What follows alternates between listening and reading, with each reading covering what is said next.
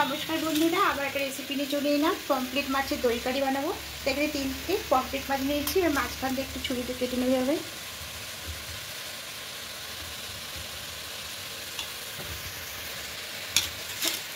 এভাবে প্রত্যেকটা কেটে নেব।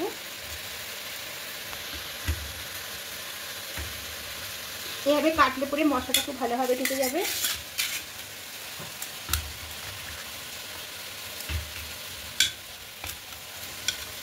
এবার এখানে দেব হলুদ গুঁড়ো, দেব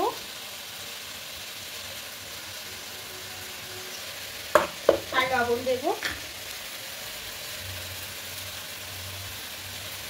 দিয়ে একটু মাখিয়ে নেবে হবে।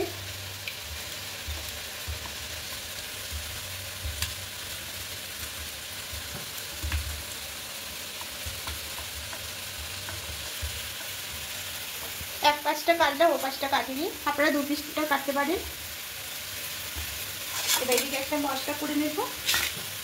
বাটির মধ্যে সব গুঁড়ো মশলাগুলো নিয়ে নেব। জিরে গুঁড়ো নেব, যেহেতু মাছের পরিমাণটা অল্প তাই অল্প করে মশলাগুলো নিচ্ছি। হলুদ গুঁড়ো, ধনিয়া গুঁড়ো, কাশ্মীরি লঙ্কার গুঁড়ো। এবার অল্প অল্প জল দিয়ে একটা বেটার করে নেব।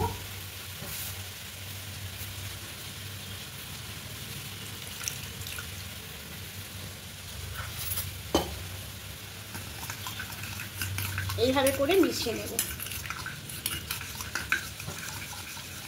এদিকে টক দই রেখেছি, টক দই 2 চামচ টক দই ফেটিয়ে রেখেছি। আর এখানে আছে আদা, রসুন আর কাঁচা লঙ্কা পেস্ট। এবার কড়াইয়ের মধ্যে বেশ কিছুটা সর্ষের তেল দেব। তেলটা খুব ভালো করে গরম করে নেব। মধ্যে মাছগুলো ছেড়ে দিয়েছি। তেলের মধ্যে মাছগুলো দেওয়ার সময় ভিডিওটা স্কিপ হয়ে গেছে। এই মাছগুলো একটু হালকা করে দিতে ভেজে নেব। মাছের ওপরটা উল্টে নেব।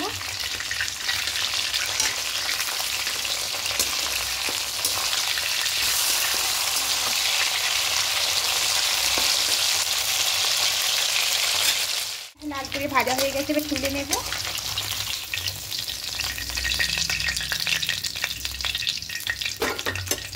এবার এই তেলের মধ্যে ফোড়নে দেব দারুচিনি, এলাচ আর লবঙ্গ।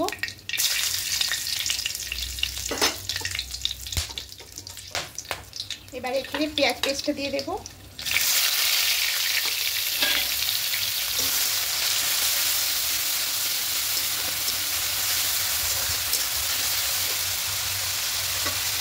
আদা কাঁচা লঙ্কা পেস্টটাও দিয়ে দেবো। আদা রসুন আর কাঁচা লঙ্কা পেস্ট এটাও দিয়ে দেবো। দিয়ে খুব ভালো করে একটু কষিয়ে দেবো, কাঁচা গন্ধটা চলে যাওয়া পর্যন্ত।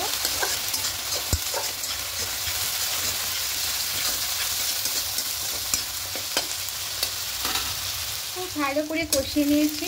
এবার এখানে গুঁড়ো মশলা দিয়ে জল দিয়ে গুলে রেখেছিলাম, ওই গোলাটা এখানে দিয়ে দেবো। পরিমাণ মতো লবণ অ্যাড করবো।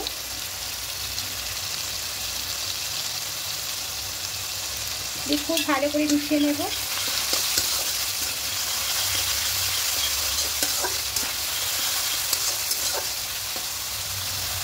এবার যে টক দইটা ফেটিয়ে রেখেছিলাম, এবার ফেটিয়ে রাখা টক দইটা এখানে দিয়ে দেবো। এবার খুব ভালো করে একটু কষিয়ে নেব 2-3 মিনিট। মশলা থেকে তেল ছাড়তে শুরু করার আগে পর্যন্ত এভাবে একটু খুব ভালো করে কষিয়ে নিতে হবে। করে কষিয়ে নিয়েছি, মশলা থেকে তেল ছাড়তে শুরু করে দিচ্ছে। আর মশলাটা অনেকটা ঘন হয়ে এসছে। এভাবে ঠিক এভাবে করে কষাতে হবে। এবার এখানে দইয়ের বাটি ধোয়া জলটা দিয়ে দেবো।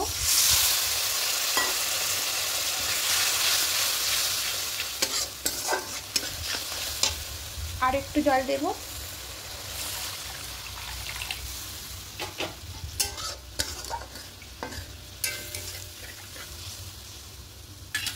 এবার একটু জলটাকে ফুটতে শুরু করে দিয়েছি। এবার মাছগুলো দিয়ে দেব।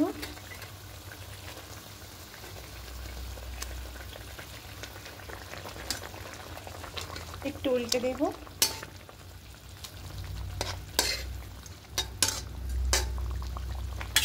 এবার এখানে চেরা কাঁচা লঙ্কা দিয়ে দেবো। 2টো কাঁচা লঙ্কা দেবো। দিয়ে এবার ঢাকা দিয়ে কিছুক্ষণ হতে দেব। খুলে নেব। একদম হয়ে গেছে, এর থেকে বেশি শুকনো করব না। এবার গ্যাসটা অফ করে এটা নামিয়ে নেব। প্লেন মাছের দই কারিটা একদম রেডি হয়ে গেছে। এবার গরম গরম ভাতের সঙ্গে পরিবেশন করে নেব। তো বন্ধুরা অবশ্যই একবার এরকম করে বানিয়ে দেখবেন, আশা করি আপনাদের খেতে ভালোই লাগবে। আর ভালো লাগলে কমেন্ট করতে ভুলে যাবেন না যেন, অবশ্যই কমেন্টে জানাবেন। আপনাদের কমেন্ট পেলে আমার ভীষণ ভালো লাগে। আর একটা লাইক করে দেবেন। আর নতুন বন্ধুদের কাছে অনুরোধ করছি সাবস্ক্রাইব করে আমার পাশে থাকার জন্য। আমি আরও নতুন নতুন রেসিপি আপনাদের সামনে নিয়ে আসবো।